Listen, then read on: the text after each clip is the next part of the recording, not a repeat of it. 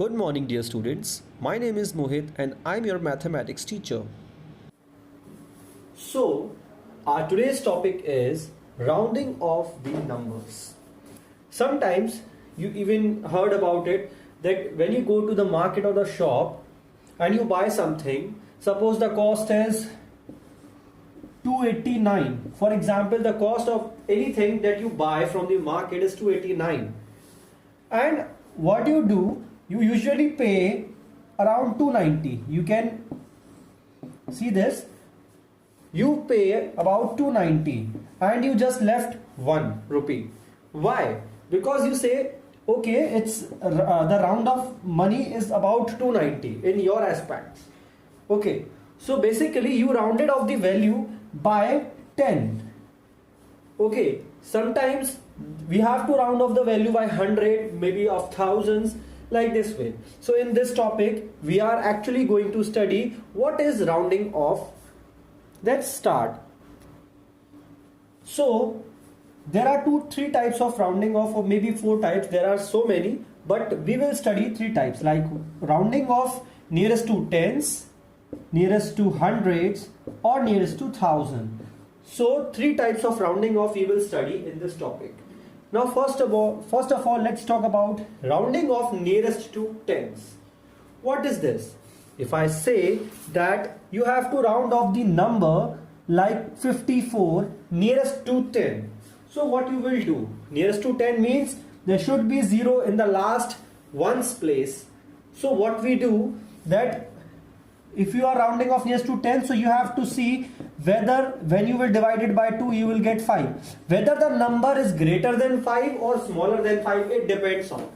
If the number is equals to 5 or greater than 5, you have to add the number, like it should become 0 in the ones place. For example, this number ones place written is 4. You will see that this number is smaller than this number 5. So it should be subtracted 4. So it will become 50 rupees round off. Is that clear? Now, if I write another example, like if I write 77, you will say that this number written in ones place, that is 7, and it is greater than 5.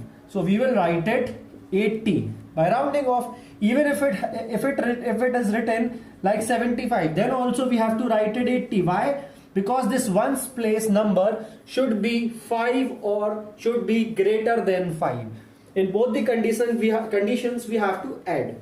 And if the number is smaller than 5, which is written in the ones place, will be subtracted from the given number, so it will become 50. So like this way we have to round off any number nearest to tens. Now we will study rounding off number nearest to 100.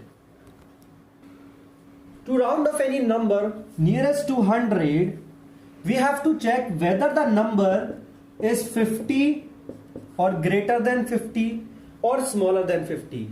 Means the last 2 digits should be 50 or smaller than 50 or greater than 50. By recognizing it, we can round off number nearest to 100. For example, if I just write 729, you will see this last 2 digit number is smaller than 50. So we have to subtract these 2 numbers because it is smaller.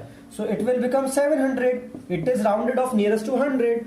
But if I write any number like 762, just an example, if I write any number like 762 and I have to round off the number nearest to 100, so I will check whether the last 2 digits are greater than 5, equals to greater than 50, equals to 50, or smaller than.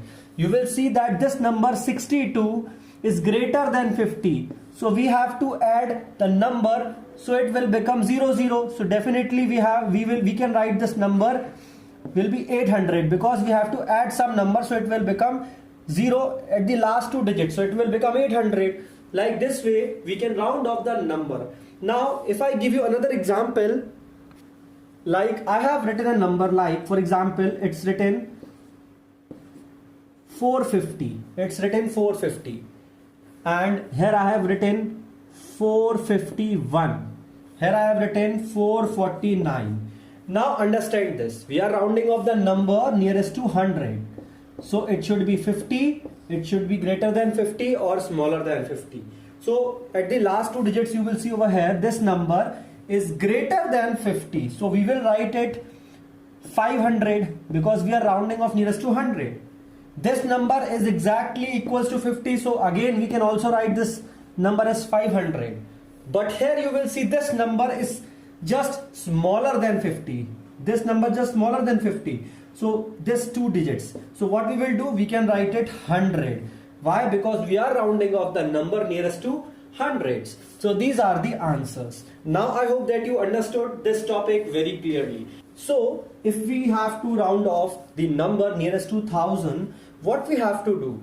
We have to check whether the last three digits of the number are greater than 500, smaller than 500 or equals to 500. So let's just take an example. Let's take an example. If I write a number like 2, 3, 5, 9. Here 2, 5, 5, 1. And here 3, 5, 0, 0. So you will see, while rounding off nearest to 100, we have to check the last three digits of the number. So we will check whether the last three digits over here, it is equals to 500. So if the last three digits are equals to 500, it means you have to add again 500, so it will become 4000. So this is how we can round off the number nearest to 1000. Now let's talk about this number. The last three digit 359 is actually smaller than the number 500. It means we have to subtract these three numbers and it will become 2000. And if I talk about this number, this number again, this number is greater than 500. 551 is greater than 500. So again we can write it 3000 because we have to round off nearest to thousands. So we have to increase the number up to 3000. So this is how we can understand rounding off the numbers. I hope the rounding of 10, 100 and thousands you understood very clearly. And now in the next topic I will explain you what are Roman numerals. So till now, all the best students, stay safe.